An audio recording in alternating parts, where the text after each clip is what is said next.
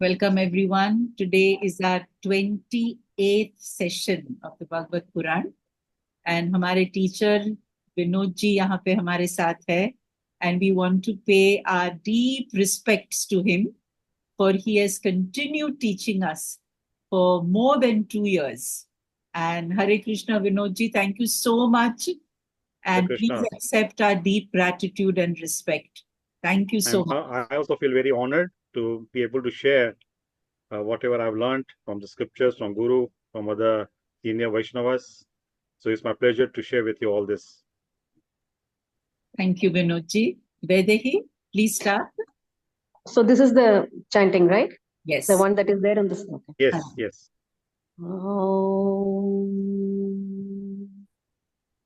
Narayanam namaskritya naram chaiva narottamam devi saraswatim vyasam tato jayam udirayet. Very nice. So we can repeat the same way what Vedeji chanted. Narayanam namaskrityam naram chaiva narottamam devi saraswatim vyasam tato jayam udirayet.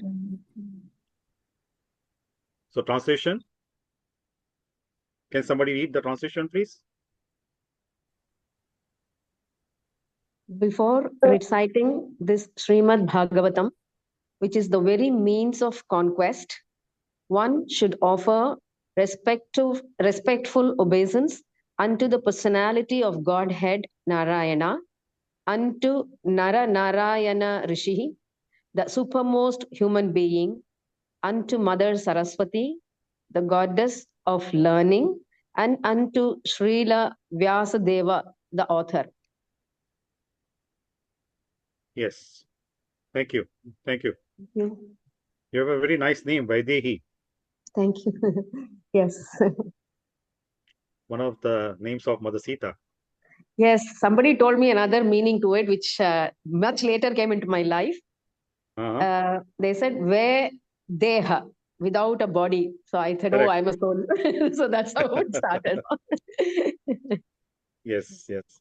Yeah, one of the meaning is yes, without the body, and another meaning is without any attachment to the body. Okay. Mother Sita was not attached to her body. Okay. All right. Yes. Thank you. So now we continue our discussion from Srimad Bhagavatam. In the previous session, we focused more on the Krishna Janmashtami. It was a very interactive discussion, and thank you very much to all the participants for that. And today we are going to continue from the part where we stopped in the previous session, the conversation between Maitreya Muni and Mahatma Vidur. Right? So in this part, what we are going to discuss today, I will go a little bit in the history part, the Itihasa of Mahatma Vidur. Because when Mahatma Vidur asked several questions, he put forward several questions in front of Maitreya Muni. So Maitreya Muni was very pleased. And he thanked Vidura for asking those questions. He told Vidura that he was very grateful to Mahatma Vidur asking those questions. In the scriptures, it is mentioned there are three main categories or three different parts of people who benefit by discussing these topics from our Vedic literature. One is the speaker, the pravakta. Second one, shrota, the people who listen, not only hear but listen. And the third one, people who ask questions out of curiosity, not in a challenging mood, but in a very submissive mood. So these are the three main categories of people who benefit equally. And much more than these three categories of people, the fourth category, who benefit the most, more than these three categories. And that category of people is those who organize, who arrange, who facilitate all the discussions between the speaker, listeners, and the curiosity people who are curious. So such people, they benefit a lot, more than the 3 categories of people. So here, Maitreya Muni is thanking Vidura for asking those questions, because by questions of Vidura, Maitreya Muni had to churn his heart, his consciousness, to be able to reply to his questions. Some of you are teachers in this group, so you might have experienced that sometimes any participant or any students asks a question, so that actually ignites more knowledge in the heart of the teacher to focus on that particular point. Otherwise, generally, the teacher also may not focus on that point. But student, out of curiosity, when he asks sincerely some question, so that actually, in a way, agitates the teacher's mind also, then the teacher also has to think on that topic, which normally he or she might not have thought about, right? So Maitreya Muni also is thanking Vidura because of that. He said, because of questions which were asked by Vidura in a very submissive manner, Maitreya Muni also had to dig within his heart to bring out that knowledge which was quite deep in his knowledge, in his heart. So Maitreya Muni is glorifying Vidura here, Mahatma Vidura, telling that he is very fortunate. He also feels very fortunate to share the wisdom of the Vedic literature with Mahatma Vidur, because Mahatma Vidur was not an ordinary person. He was in the dynasty of Kuru, and before Kuru was Puru. Did anyone hear this name, king's name, Puru? If you have read Mahabharata, have you heard the name of King Yayati? Yes. Yes. Yes. Who gave his youth to the father? No, King Or Yayati is the one. King Yayati is the father. Okay, here the Puru gave his youth to the father. Correct. Correct. Puru is the one who gave his youth to Yayati. Yayati was Puru's father. Right? Now, Yayati had 2 wives, which were very well known. Of course, he had many other wives also, but main 2 wives. One was the daughter of a Brahmana. Yes, anyone wants to say anything? No, I just muted. Okay. Yeah, so one wife was the daughter of a Brahmana called Shukracharya. He was the guru, spiritual master of the demons. And his main disciple was, at that time, Vrishaparva. Now, Shukracharya, he has very long life. In Satya Yuga, his disciple was Bali Maharaj, from who Lord Vamanadev asked for 3 steps of land. You must have read in Vamana Leela, right? Mahabali, King Mahabali in Kerala. Bali Maharaj, yes. Bali Maharaj, yeah. So, Shukracharya was his guru also in Satya Yuga. And then he was guru of Vrishaparva also in the subsequent Yuga. At that time, Shukracharya's daughter, Devyani, she was very friendly with the Vrishaparva's daughter, Sarmishta. So, Devyani and Sarmishta, they were very good friends, very close friends. And they had thousands of other girlfriends. So, all these thousands of friends, they were taking bath in the river without any clothes on their body. At that time, Mother Parvati and Lord Shiva, they happened to pass by that area. So everybody felt very embarrassed. So they started rushing to the bank of the river and started finding their clothes and covering their body. So in the rush, by mistake, Sarmishta wore Devyani's clothes. So when Devyani came, she became very angry with Sarmishta, because she was very proud that her father, Shukracharya, is the guru of Sarmishta's father. So Devyani felt very offended when Sarmishta wore her clothes. So Sarmishta also, being a princess, she also did not bend. So she also could not tolerate what Devyani was telling her. So there was a big fight between both of them. And Sarmishta became very angry, being the daughter of a Kshatriya. She pushed Devyani very hard. So Devyani was pushed quite a long distance, and then she fell into a well, a blind well. There was no water in the well. So Sarmishta told other friends that they should not disclose what happened when they go back home. Now, because she was a princess, so everybody was scared of her. So nobody said anything. So when Shukracharya did not find her daughter, he was very worried. So he went to King's palace, Vishaparva's palace, and asked Sarmishta, what happened that you went together and you are back, but my daughter is not back. So Sarmishta said, I don't know.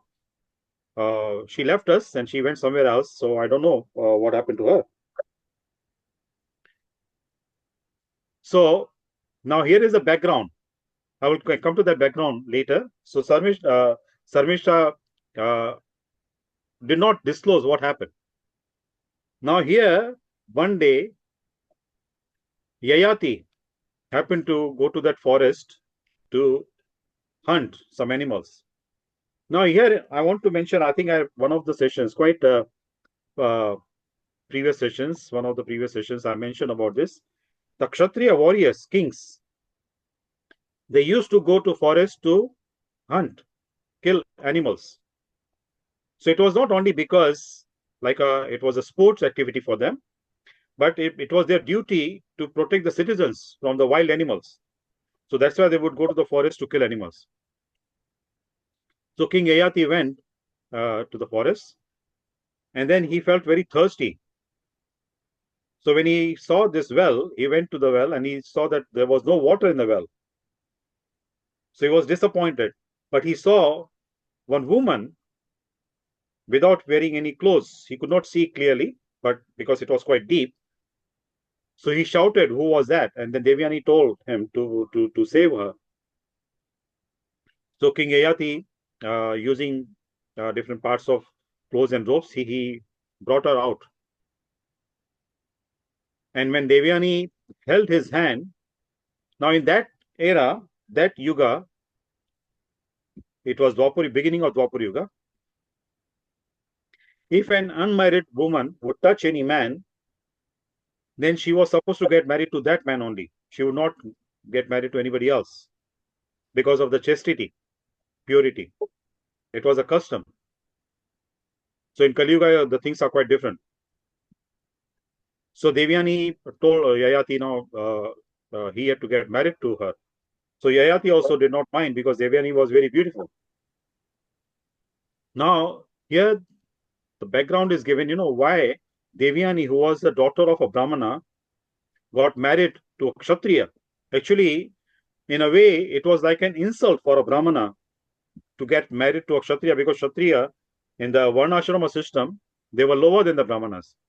Now here, one should not mistakenly equate Varnashrama system with caste system, which is very prevalent in India. It's not a caste system.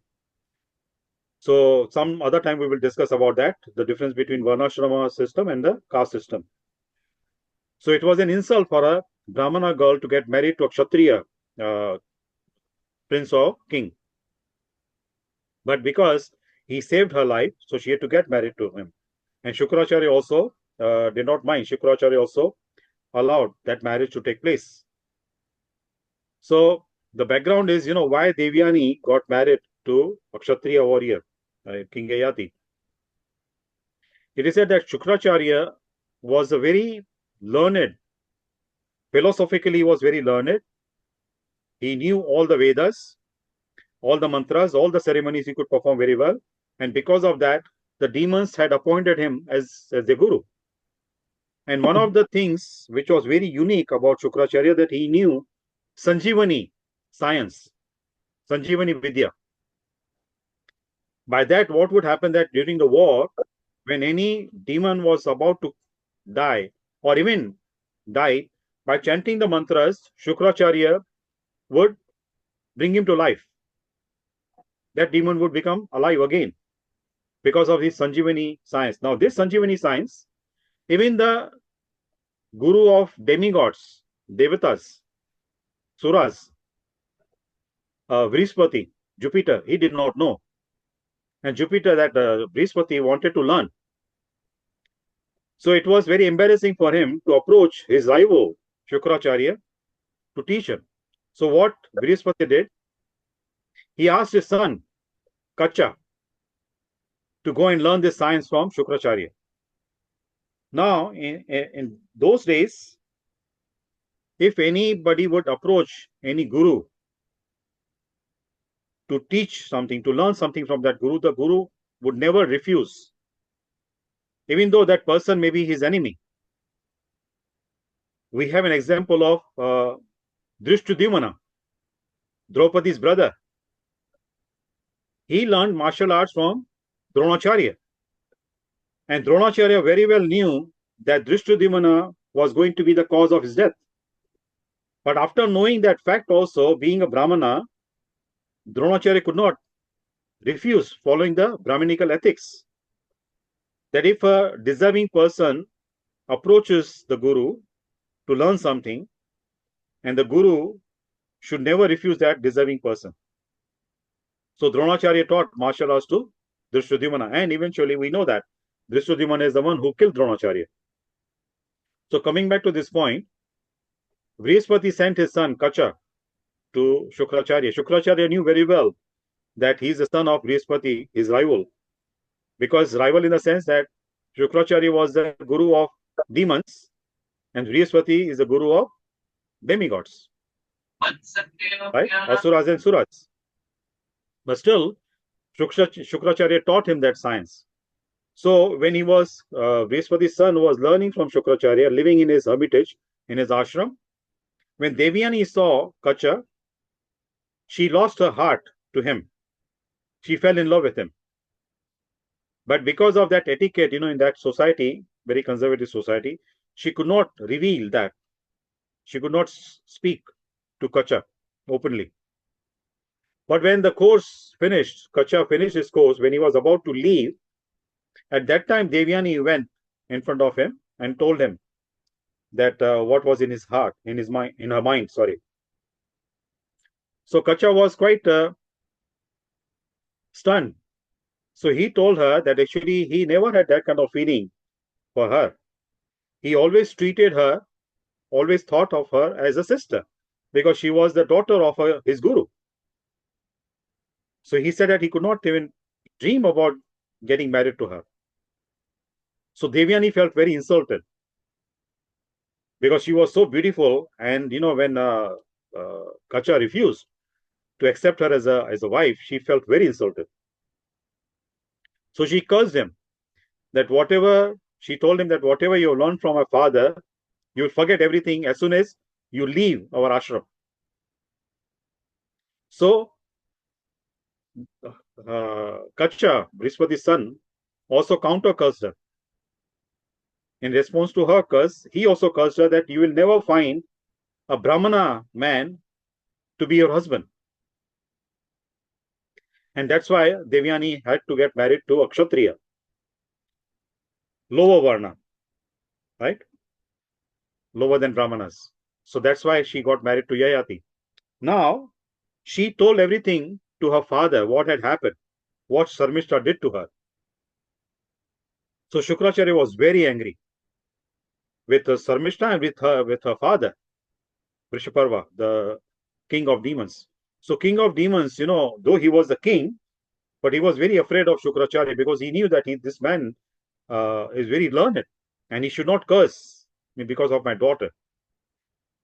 So he fell at the feet of Shukracharya, asked for forgiveness, and he said that whatever you order, I will follow. I will obey your order. So Shukracharya asked his daughter what she wanted to do with Sarmishta, what kind of punishment she would announce for Sarmishta. So Devyani said that Sarmishta should stay with us. She should go with them to the kingdom of King Yayati and stay with them as a maid servant for rest of her life.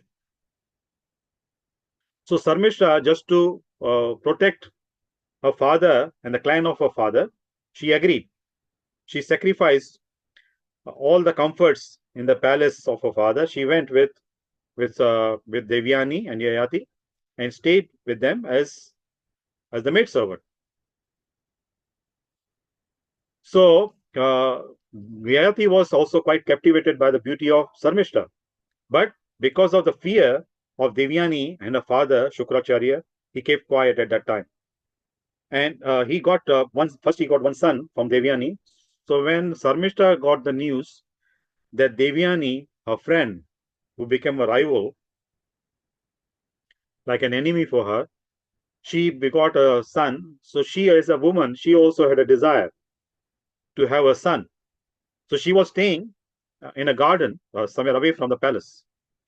And Devyani and Yayati used to go there to roam around in the garden. So once when Sarmishra saw Yayati alone, so she took advantage of that time, that opportunity. And she openly approached him and said, Devyani has got a son. So actually, I also would like to have a son from you. And Yayati was already attracted to her, so he could not refuse. But again, because of the fear of his wife, Devyani, he could not accept her request openly. He said whenever there is time, he would come and spend some time with her and impregnate her. So it happened. After some time, Sarmishra also got pregnant. And then she also begat a son. So one time when Devyani and King Yayati, they were roaming around in the garden again. So when Devyani saw one beautiful child playing there, she could not figure out, whose child that boy, that small baby could be. So she asked Yayati, just he diverted her attention, told her, don't pay attention, maybe some woman, some maid servant or somebody. In this way, Sarmishra got 3 sons from Yayati. And the youngest one was Puru. And Devyani had 2 sons from Yayati. The younger one was Yadu. So Yadu and Puru, 2 dynasties are very well known. In Yadu dynasty, Lord Krishna himself appeared. And Mahatma Vidur was the descendant of Puru. He is known as Kuru dynasty. Kuru was one of the descendants of Puru. So when Devyani came to know about the secret, that Sarmishra got 3 sons from her husband, Yayati, and Yayati did not share that news with her. On the contrary, he was hiding that secret. She became very upset with him, and she left him. So King Yayati followed her, and she went to her father's ashram, Shukracharya's ashram, and told her father everything. So Shukracharya became very angry. And King Yayati also arrived at that time. So when Shukracharya saw Yayati and told him that, because of the lust, because of your youth and the lust, you betrayed my daughter. So I curse you that you will lose your youth immediately. You'll become old again, old man. So Yayati became old. His teeth fell, his hair became white, he got wrinkles on his body, and his back started bending forward. He could not hold his posture. So King Yayati spoke to Shukracharya, told him that, actually, you have not only cursed me, you have cursed your daughter also. So Shukracharya asked him how. He said, because now your daughter also cannot enjoy the marital life with me, because she also is still young and she also has so many desires. So Shukracharya realized his mistake. Then he said, okay, one condition I'm putting here, that you can be relieved from this curse. If one of your sons exchanges his youth with your old age, then you can become young again. So King Yayati approached his sons. The older son from Devyani refused. Yadu also refused. Now, Yadu refused because it is said that he knew very well that Lord Krishna will appear in his clan, in his family. So he did not want to prolong the appearance of Lord Krishna. He thought if he exchanges his youth with King Yayati and he doesn't know when his youth he will get back from his father. So because of that uncertain situation, he did not want to exchange his youth with his father Yayati, because he did not want to prolong Lord Krishna's appearance. And on the other hand, Sarmishta's two older sons refused. They said, no, we want to enjoy our life also. Whatever is happening to you, you have brought upon yourself. So we cannot help you in this regard. So when Yayati finally approached Kuru, the youngest son, so he immediately agreed. He said, this life is given by you, and if my life can be used for you, that will be my good fortune. So he exchanged his youth with again, and Kuru became old at that time. So it is said that thousands of years Yayati enjoyed his married life with Devyani. But after that also, he could not feel satisfaction. Then he realized. Now, this is the moral. It is mentioned, Vyasadeva mentioned in Mahabharata. I think it was in Adi Parva. He mentions the moral of this whole incident of King Yayati is that in the material world, no matter how much we try to enjoy material objects through our senses, but we won't get satisfaction. Temporary satisfaction may be there, and sometimes frustration also may be there, but complete satisfaction is not possible. Because our senses are imperfect, and the objects in the material world also, they are imperfect. So when the situation is imperfect, we cannot expect the contentment, the perfection from the imperfect situation and imperfect objects. No point wasting time in enjoying this life. He called his son, Kuru, and again gave his youth back to him, and he got his old age back from his son. And then with Devyani and Sarmishta, he went to the forest. They did tapasya, and he got elevated to the heavenly planets. So the moral of the story is that what I said, what Vyasadeva says in Mahabharata, that in the material world, no matter how much we try to enjoy, temporary enjoyment may be there, but contentment is not there. Complete satisfaction we cannot expect from the incomplete or imperfect objects and subjects in the material world. I'm not sure how many of you have studied economics. Anyone? Only in class 11, 12. In school, yes. Yeah, so have you, I think you must have studied in economics, one part it's called one principle, the theory of diminishing marginal utility, right? Yes, sir. Yes, sir. Yes, sir. yes, So sir. the utility, from the material objects, it keeps on reducing Diminishing, yeah. as soon as we start consuming them or enjoying them. When we are hungry, the first mouthful can give us good satisfaction. In the subsequent mouthfuls, the satisfaction is less and less. So that's called diminishing marginal utility. And when our stomach is full, the same tasty food, if somebody tries to offer us more and more, we feel very upset, very angry. I cannot eat anymore. Same food, right? Which gave us satisfaction in the beginning, that same food becomes the cause of anger. Correct? So that's why it's called, that theory is applicable. So no matter how much we try, so King Yayati also told Devyani that, the fire cannot be extinguished by pouring ghee into it. when we pour ghee in the fire, it will ablaze more and more, right? So if we want to extinguish fire, we need to put water on it, not ghee. So the senses, they are like, fire.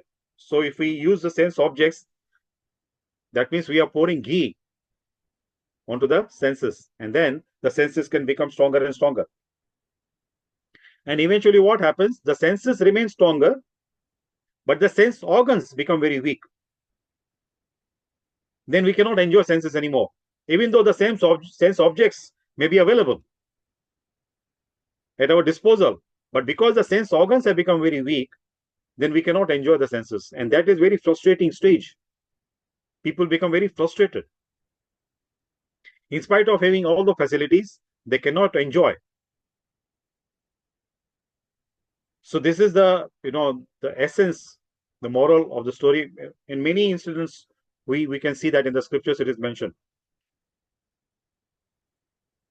So one should not try to kind of acquire and accumulate the sense objects in order to enjoy. The goal of human life is not to live life like animals, right? The goal of human life is to be out of the cycle of birth and death. The basic 4 qualities, 4 propensities, 4 activities which animals do, though we call ourselves human beings, but most of us actually don't feel offended. This is what is mentioned in the scriptures. Most of us in the form of humans, we still are like animalistic, because we focus on the animalistic propensities, impulses, right?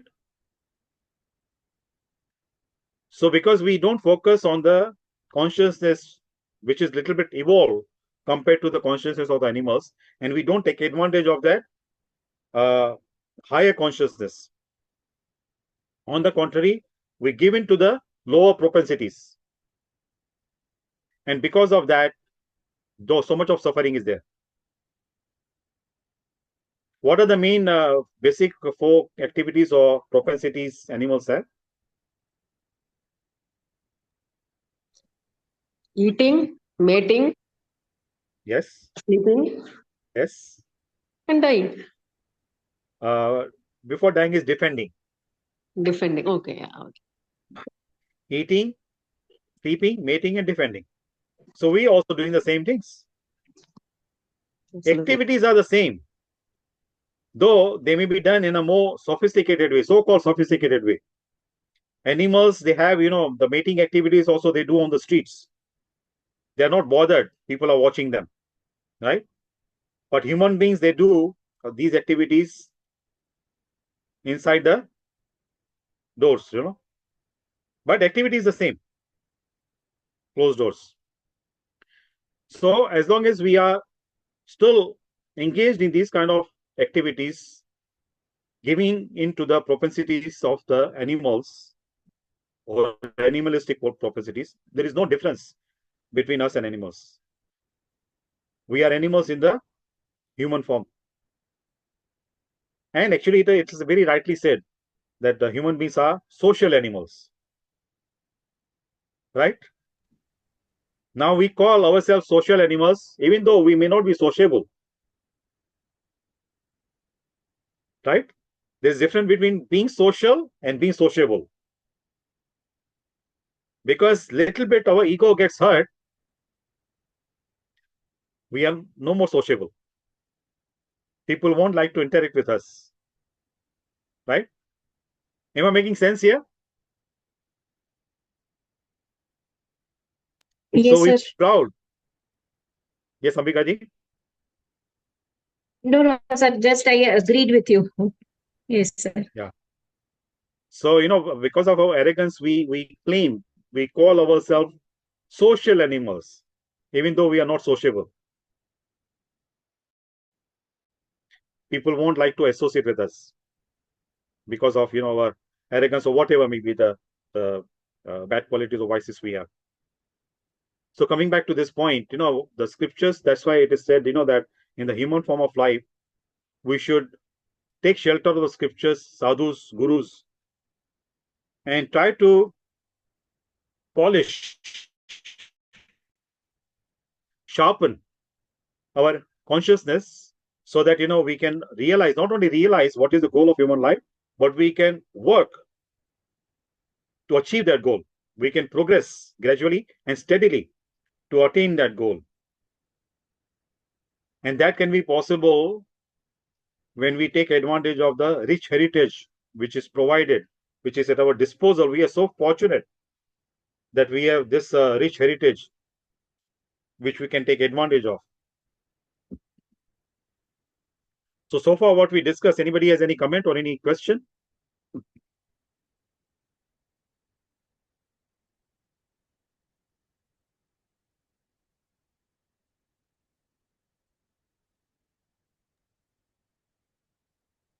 I'm waiting. No question. I just had one. I mean, I don't know whether it is a dog. Yadu, you said, is Devyani's son, right? So the clan. Yes. So in that case, then he becomes Brihaspati's clan.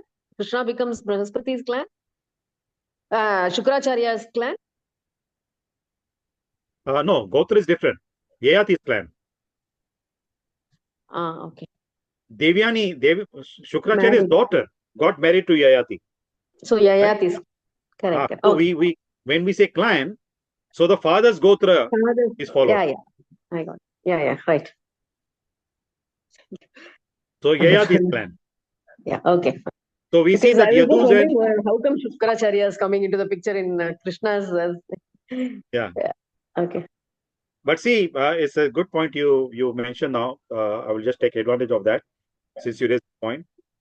Now, Shukracharya, as I said earlier, that he was Guru of Bali Maharaj. Right? When Vamanadev went to ask for 3 steps of land from Bali Maharaj, and Bali Maharaj agreed to give, Shukracharya stopped him. Shukracharya told him, because, as I said, he was very learned. He knew past, present, and future. So he told Bali Maharaj that this Vamanadev is not a Brahmana boy, he is Lord Vishnu himself. And Lord Vishnu has appeared in the form of a Brahmana boy, dwarf, like a pygmy. Vamana, very short size, height. So he told him that he is Vishnu. And once you promise him that you will give him 3 steps of land, in 1 step, he will cover the whole planetary system, the lower planetary system. In the 2nd step, he will cover all the upper planetary system. Then there won't be any space left for him to put his 3rd step. And then, because he told Bali Maharaj, because you will break your promise, you'll break your vow, so he will punish you. He will take away all your wealth and will push you down to the hellish planets. So Bali Maharaj, after knowing that also, still, he said, as a Kshatriya, I already promised, so I cannot deny. I cannot go back from my word. See, that was the integrity even demons had. In those days, even demons had that kind of integrity, that whatever promise they made, and after he was warned by his guru that everything will be taken away from you, but still he fulfilled his promise. These kind of rulers we had in India before. And now you know what kind of rulers we have. That was Satyug. Huh? And that was Satyug, 100%. Yes. 100% dharma. Abhi to Correct. only Sir, 20% dharma. for integrity, Bali was punished. Bali was punished for his integrity. Lord Vishnu, in his Vaman avatar, he put his 3rd step on his head, so he went into the hell, Patal. Patal Lok. Yes. So even though he fulfilled his promise, he was not like given boon by Lord Vishnu. Yeah, I will come to that point. Very, very Lakshmi ji jati valid thi. point. Very relevant point. So when Bali Maharaj told how Bali Maharaj, Shukracharya was trying to stop Bali Maharaj from giving 3 steps of land to Vamanadev. So initially, Bali Maharaj just promised Vamanadev that he will give. So Shukracharya told him that, don't worry, you won't be criticized for breaking your promise. The promise becomes valid when you take the water in your hand and you do the sankalpa.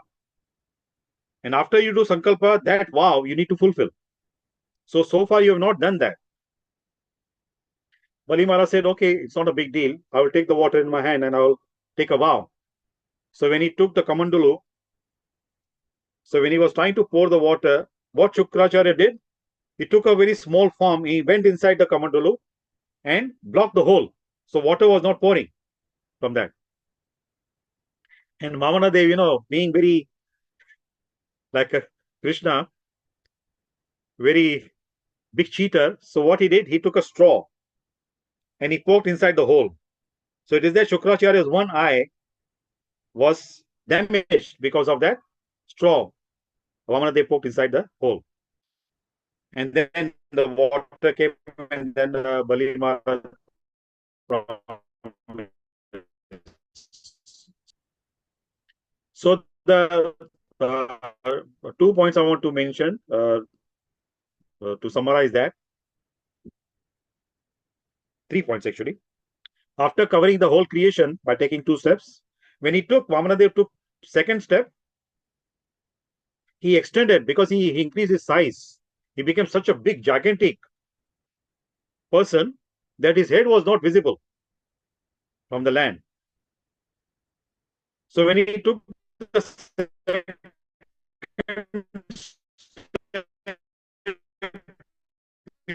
tattva, from that, from the spiritual world, the water came, and that water was collected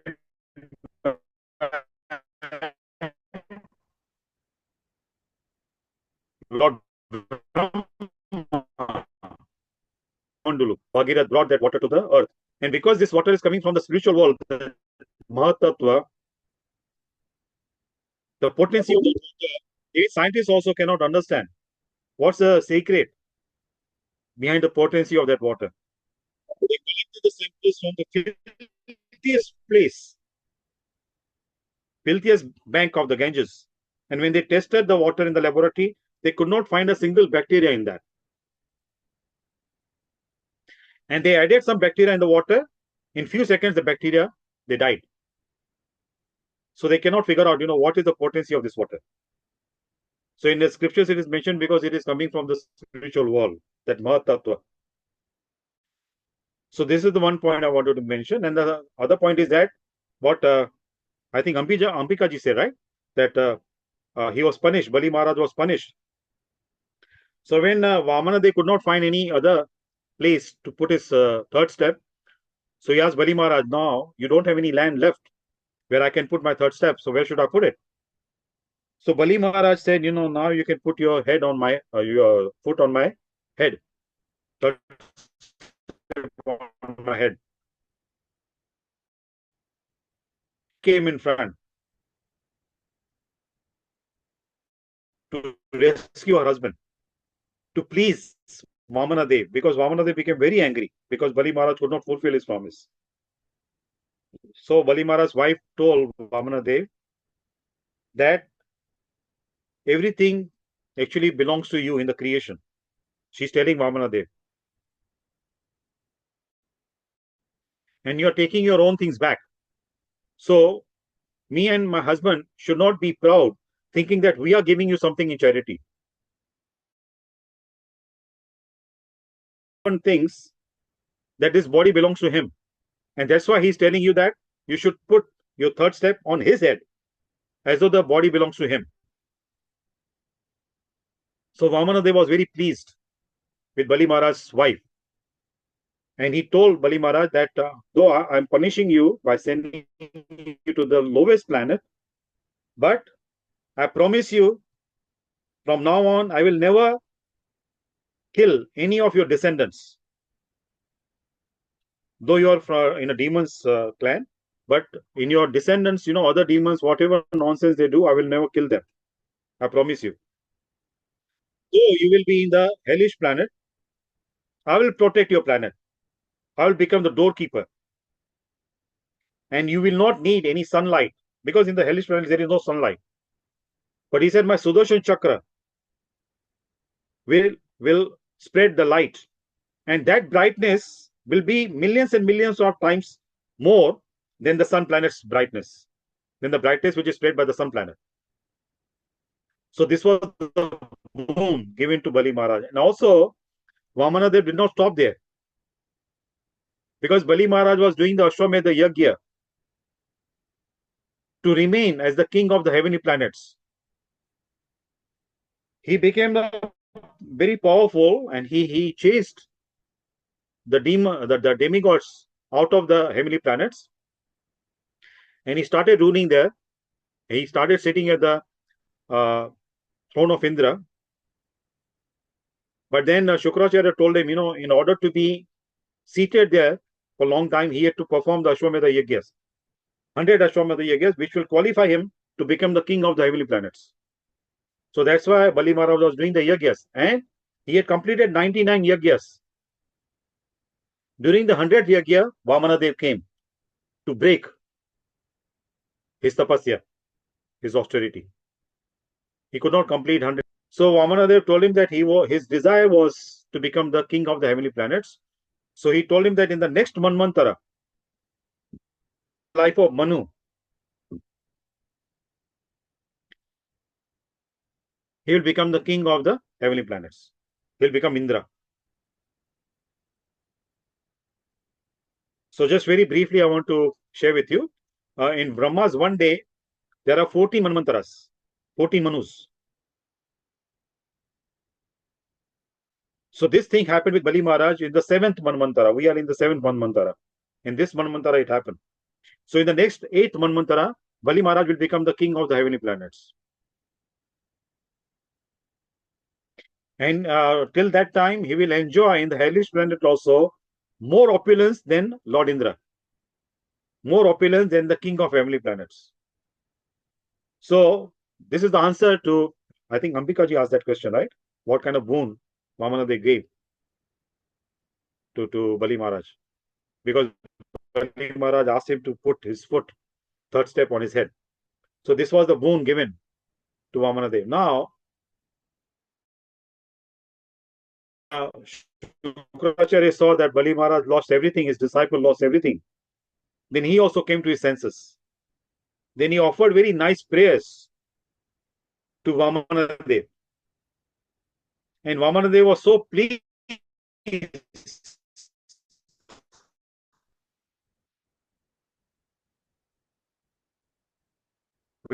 the beauty. Next incarnation, as Krishna, he will appear in the zodiac sign which is ruled by Shukracharya. So Krishna's original name is Vasudev, right? And that is in the zodiac sign. In English, we say Taurus. In Sanskrit, we say Vrishab. So Vrishab Rashi, Vrishab zodiac sign Taurus, is ruled by Venus, and Venus is Shukracharya.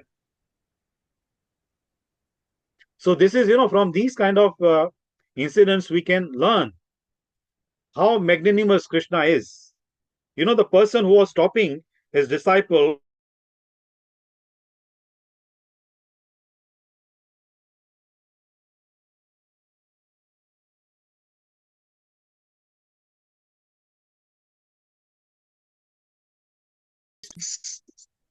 sorry, my screen.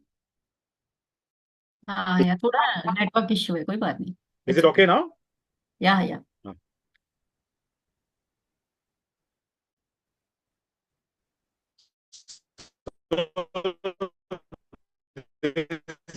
This is the forgiving he is. It is said, we human beings are very forgetful of him, forgetful of Krishna. We remember him only when we need him, right? And Krishna is very forgiving. He forgives all our offenses. So this is a big difference, being forgetful and being forgiving. So because he gave promise to Shukracharya, Krishna appeared in the zodiac sign which is ruled by Shukracharya. And one more thing to add, this sign, Taurus sign or Rishabh Rashi, it is known as the people born in this are, they are very, they can forgive easily. They can forgive easily. This is the symbol for this. Yeah. So see, yeah, very good point you raised, you mentioned. Thank you for that. Now see, generally we say that the zodiac sign has the influence on the person who is born in that zodiac sign, right? Krishna's case, Krishna influenced the zodiac sign in that way. It was Krishna's influence on Taurus sign that Taurus became like that. Rishabh became like that. Very forgiving. So, sir, that means like he was also born in Rohini Nakshatra. Correct. So in that way, Krishna also influenced the Rohini Nakshatra. Yes, yes. Because Rohini Nakshatra, which is ruled by Lord Brahma himself. And Rohini is the dearest wife of Moon. He loves her the most. Correct. Out of 27 wives, yes.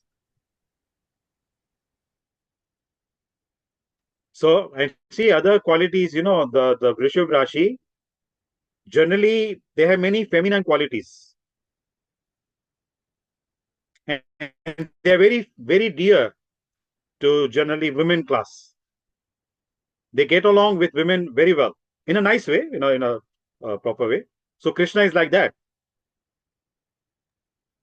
Of course, many people, they misunderstand, Krishna's association with gopis. They don't understand the depth of devotion gopis had for Krishna. But because of the wrong perception they have in their minds, conditioned mind, they take Krishna's pastimes with gopis in the wrong way. And they commit so many offenses by taking that pastime in the wrong way. Yeah. Any other thing to add, comment, or any question?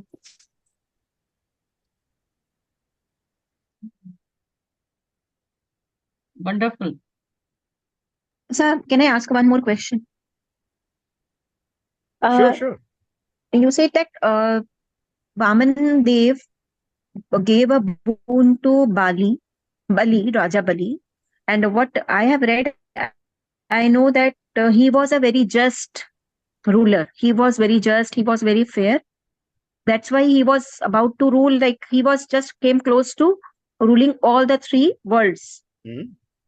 So why did Vaman Dev had to break his, if it was good, if he got to rule the heavenly plane also, because he was a just and faithful ruler, even though he was a demon god.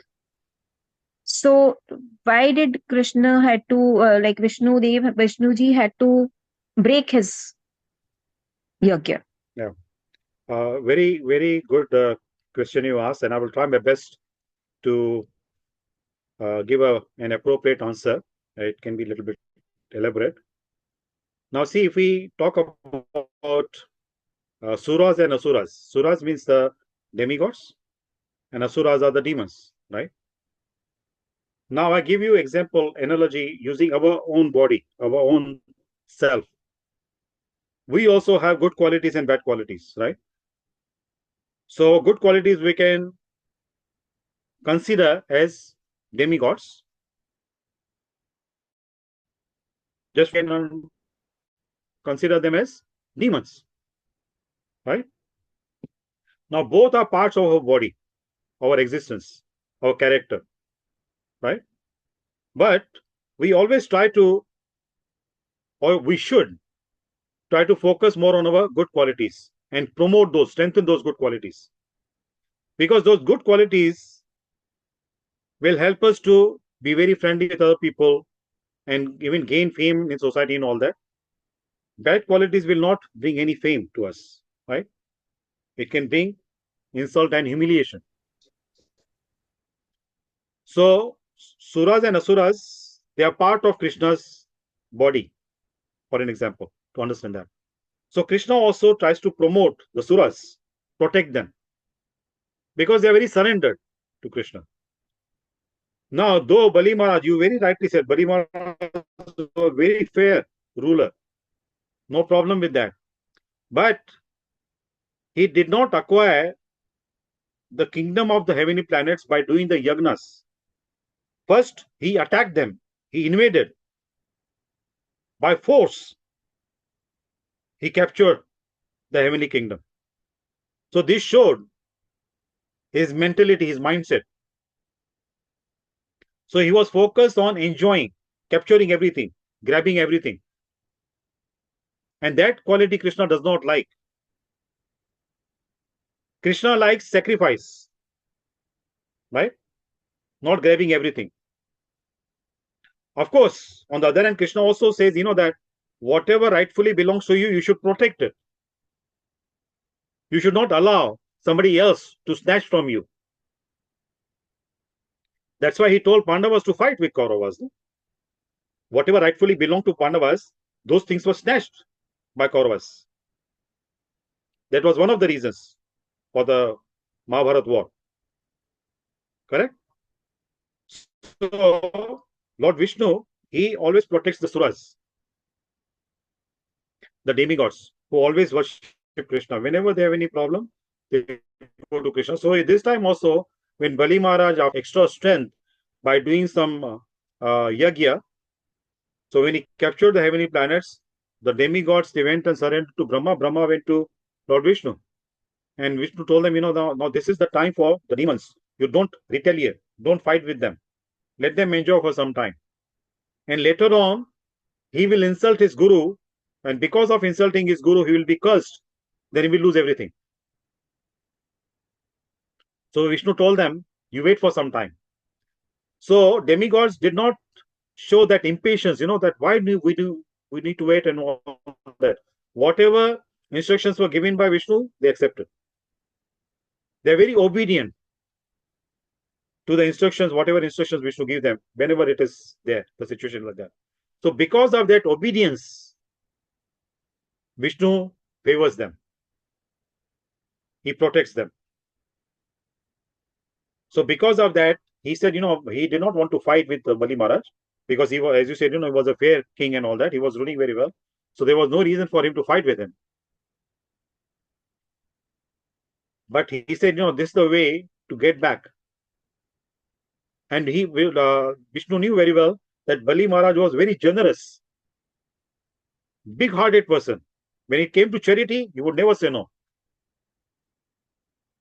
So that quality, Krishna noticed, and he approached Bali Maharaj using that quality. He actually, in a way, cheated him because of that quality. But yes, apparently at that time, momentarily, he lost everything. But then later on, next moment, he got more wealth, more opulence than King Indra. So this is what, we learn from this. When we surrender to Krishna, when we give little bit to Krishna, when it comes to Krishna to give us in reciprocation, we cannot handle that. Then we realize that, he's giving us more than what we deserve. Then the feeling of appreciation, feeling of gratitude comes in our heart, that we don't deserve this much, but Krishna is giving because of his generosity, because of his compassion, unconditional love for us, he gives us. But the prerequisite is, the condition is, we need to surrender. We should not demand. If we start demanding, that doesn't work. Thank you so much, sir. That beautifully explained. Thank you. My pleasure. Any other points someone wants to discuss? Anyone else?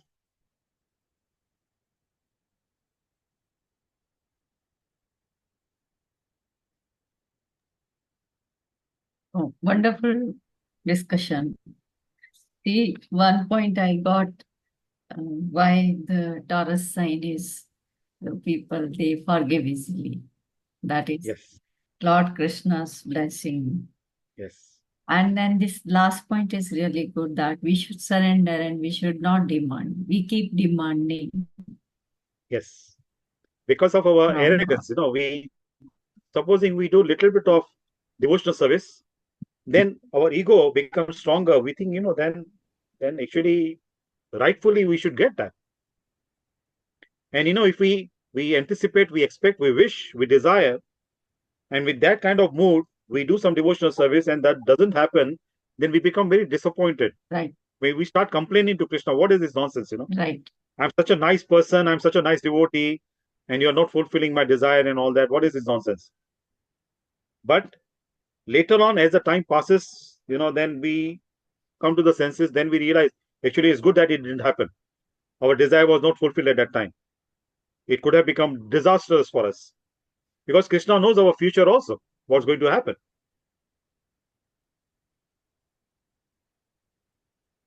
Right? With regard to the forgiving part, in one of the previous sessions, I mentioned that Krishna's forgiving nature is so unique. See, when we have everything going very smoothly in our life, we don't have so much of inclination, so much of interest to do any devotional service, to chant his name. We just go with the flow. Things are happening very smoothly, everything is going smoothly, everything is right, fine. But when anything happens beyond our expectation, which is not good for us, kind of a misery, any miserable situation, then we surrender to him. Then we pray to him, please, please take me out from this miserable situation. And I promise you, Krishna, I promise you, that I will chant your name more regularly and all that. Krishna knows very well, this man, he forgot me before, now he's remembering me. And I will pull him out from this situation, he will forget me. He knows very well. Right? As Antaryami, he knows very well. But still, he supports us. He helps us at that time. He pulls us out from that situation. Because he sees that at this moment, this person needs me. In future, what he does is up to him. I will not force him to remember me, to chant my name. But at this moment, he needs me. He is helpless. So it's my duty to help him. So he forgives our previous promises. We made promises, we broke so many times. And in future also we'll be continuing. He knows that. But because of his forgiving nature, he doesn't focus on that.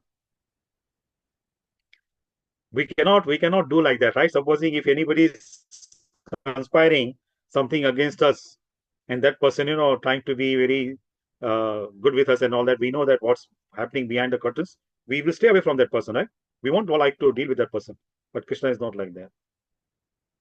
Krishna said that that moment, this person is asking me to help him. It is my duty to help.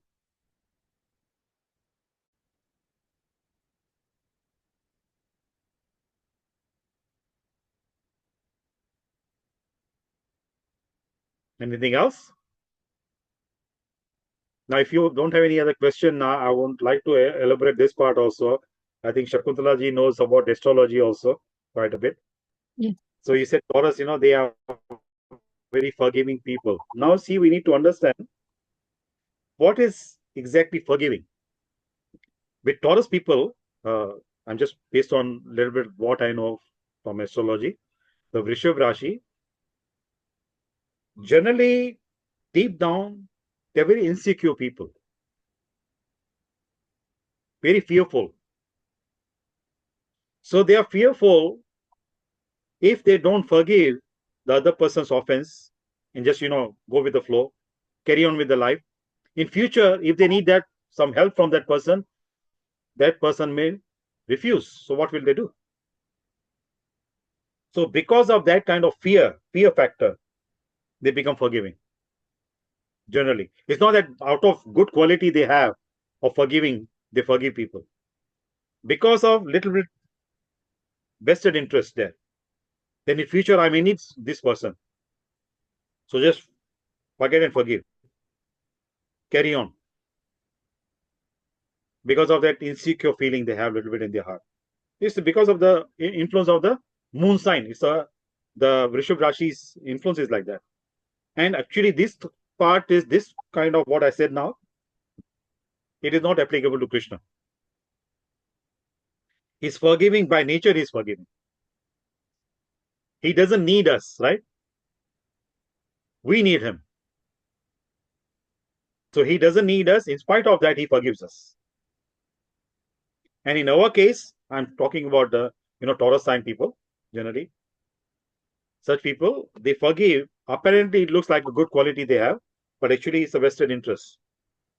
Fear factor is there. It may not be applicable to everybody born at that Taurus zodiac sign, but generally, it's like that. If people born in the Taurus sign, if their sun is very strong, then the situation is different. Then they can be very genuinely forgiving people, because sun will help them to be more self-dependent, self-confident. Their self-esteem will be very strong. So these are some technical points, with regard to the Vedic astrology. Now, when you were discussing this and you connected that, we all know that Lord Krishna has got Taurus ascendant and Taurus moon sign, both. That is one thing.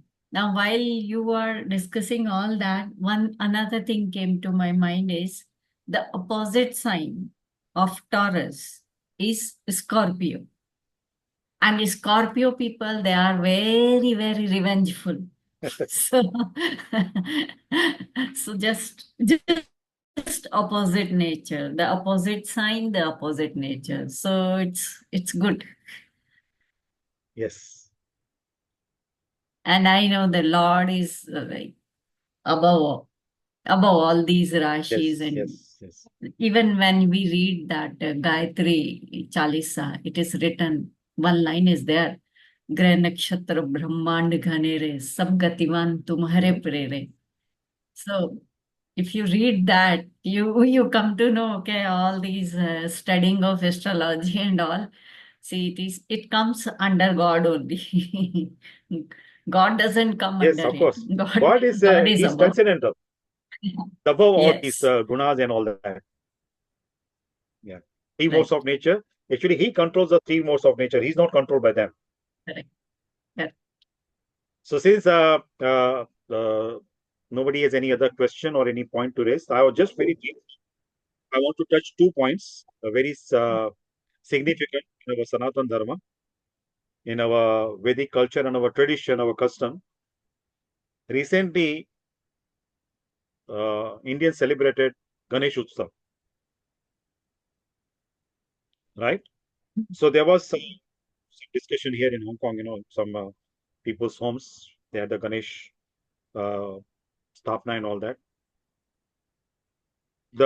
I think I posted a message. I sent message to some of those members. I mean, the participants whose contact numbers I have. Anyway, so we need to understand the objective, the reason behind celebrating Ganesh Utsav for 10 days in the Bhadra month, from the Ganesh Chaturthi to Ganesh Chaturdashi, Ananta Chaturdashi. So the reason it is mentioned, that those 10 days was spent by Lord Ganesha writing Mahabharata. Mahabharata was written by Ganesha.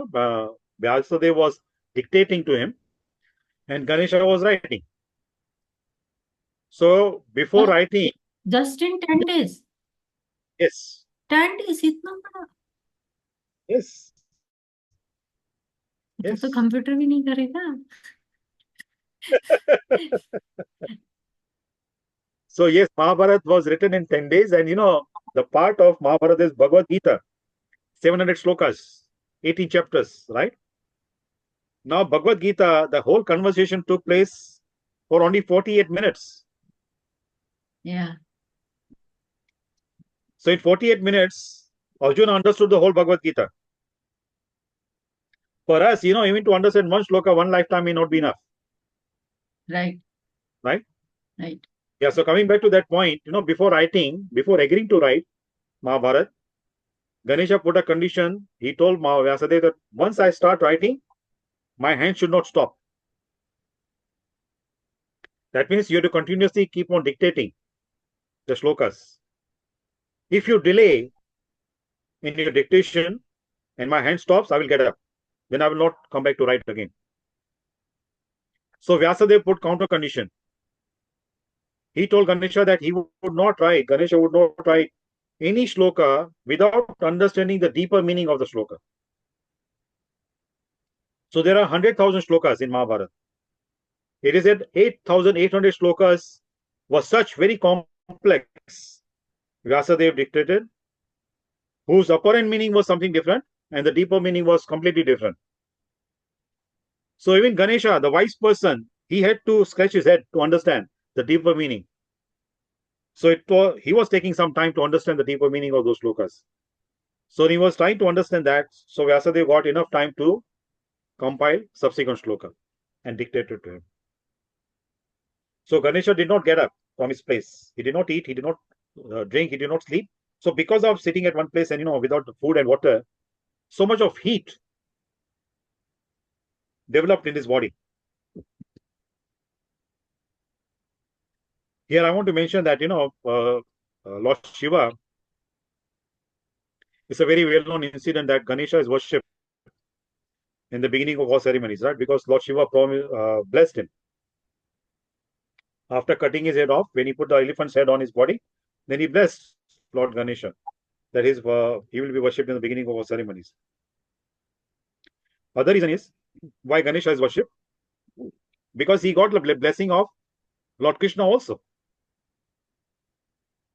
Because when he was writing Mahabharata, he was using a twig of a tree as a pen. So that twig broke. Now Ganesha is the one who put the condition that his hand should not stop. So Ganesha could not get up and get another twig from the tree to write, to continue writing. What Ganesha did, he broke his tusk, one of his tusks, and he started using the tusk as a pen. That's why, in the Ganesha, that Aarti we say, Ek Danta Dayavanta, Charu Bhuja Dhari. Charu Bhuja Dhari.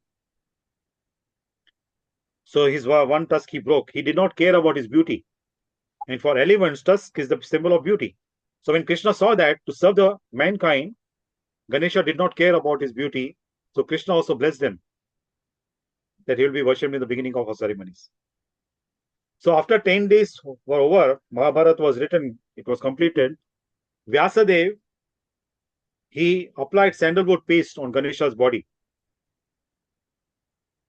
And he created a pond. He put some water and he added some herbs.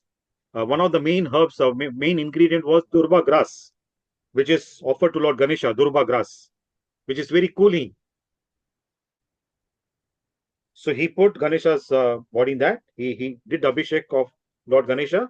Then after that, offered him nice clothes and all that, ornaments, and offered him very nice bhoga, prasad. So Vyasadeva did not just, he submerged Ganesha's body in the river, told him, now, okay, bye-bye. The mission is accomplished. I don't need you anymore. You go back. No. So, see, because, the things many of us we do without understanding the proper procedure, proper way of doing it, we just go with the flow what others are doing. That's why so many things, so many calamities are happening in India. In a place like Mumbai, they submerged Ganesha's body in the seawater. Now, it's not logical, it's not scientific. If somebody's body is burning because of heat, you cannot put salt on the person's body. That will burn his body more. Huh? That's why in Hindi we say, Jale pe namak chadakna. So what kind of worship is that? So because these kind of offenses are committed by people, even though they're committing this offense because of ignorance, they don't know. But ignorance cannot be the reason for, being spared from the punishment. That's why so many calamities are happening in India. People do so many nonsense things without knowing the actual way of doing it, the procedure of doing it. So here, some families, when I told them, they stopped putting Ganesha's body in the harbor, in the water. They just got a new bucket, put Ganesha's body in the water, did the Abhishek, and put the deity in the altar, and they worship now regularly. So this was one point I wanted to mention. And second point is, now we are in the Pitru Paksh.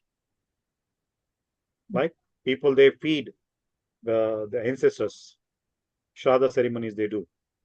So some people, so-called intellectuals, they don't believe in these things.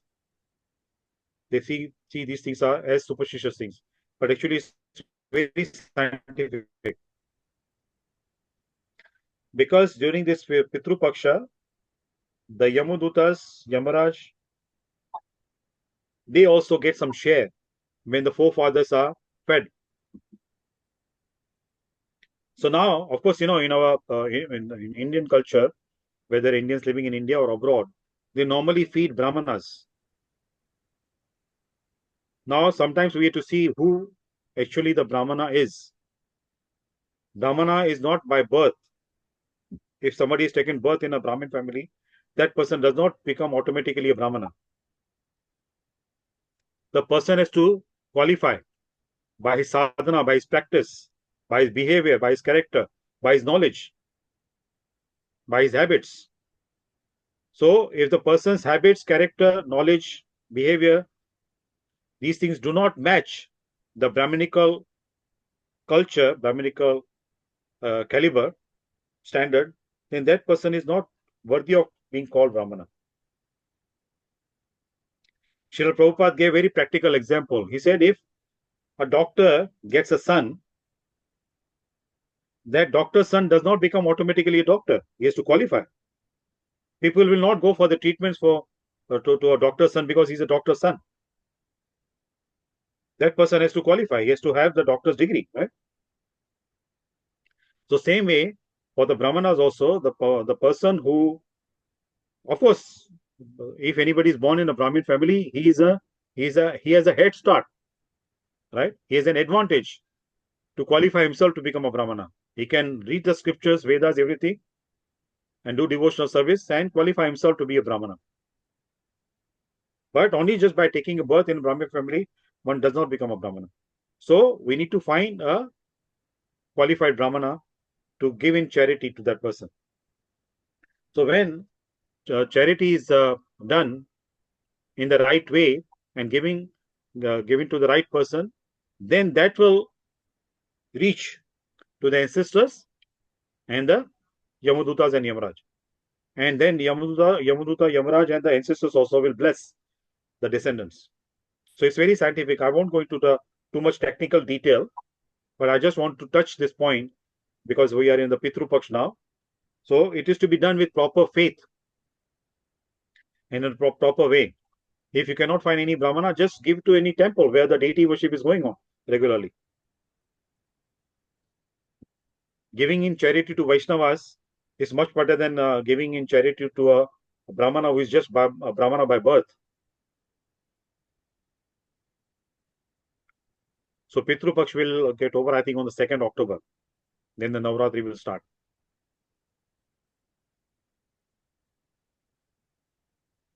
Yeah. Any comment or any question on these topics, what we discuss? I discuss now as a concluding part. Sir, I just came across in this Pitri Paksha that actually to create us, like to create me or you, like the DNA of my ancestors plus my father's ancestors plus my mother's ancestors. So many DNAs. Actually, their DNAs are inside us. So when we are doing Shraddh and we are paying respect to our forefathers, we are actually respecting our own DNA, our own gene Absolutely. lineage. Absolutely. So it is only to bless ourselves and protect ourselves, our lineage. Yes. Absolutely right. You're absolutely right. Yeah. So see, when what you said, we are again, is vested interest. We don't know that, but actually we are doing for our benefit, right? So when we do that, any ceremony we do in a right way, and if we are rewarded, then our life becomes then our ancestors will be happy, no, to see we are living in comfortable way. They also will feel peaceful, right? So our whole Vedic culture, is very scientific, very scientific. It's not superstitious. Of course, nowadays, because people, they lazy, some excuse for not doing these things.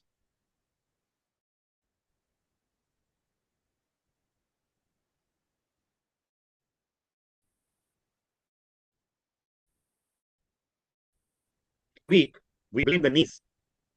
Well, problem in my knee, that's why I cannot walk.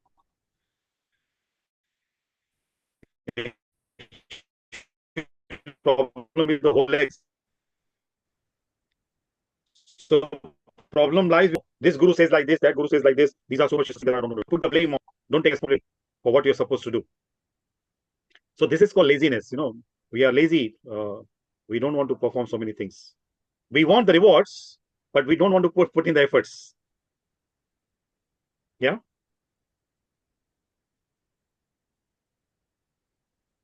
Okay, so I conclude here. Thank you very much for participating actively. Thank you so much for explaining so many relevant. Thank you so much. See, you have covered Ganesh Chaturthi thing also, and then Pitr Paksh also. So these are like a bonus treat for us. Otherwise, such information, right information is not available. So thank you so much. Thank you. Thank you, everyone. So much. Thank you so much. Hare Krishna. Hare Hare Krishna. Hare Krishna.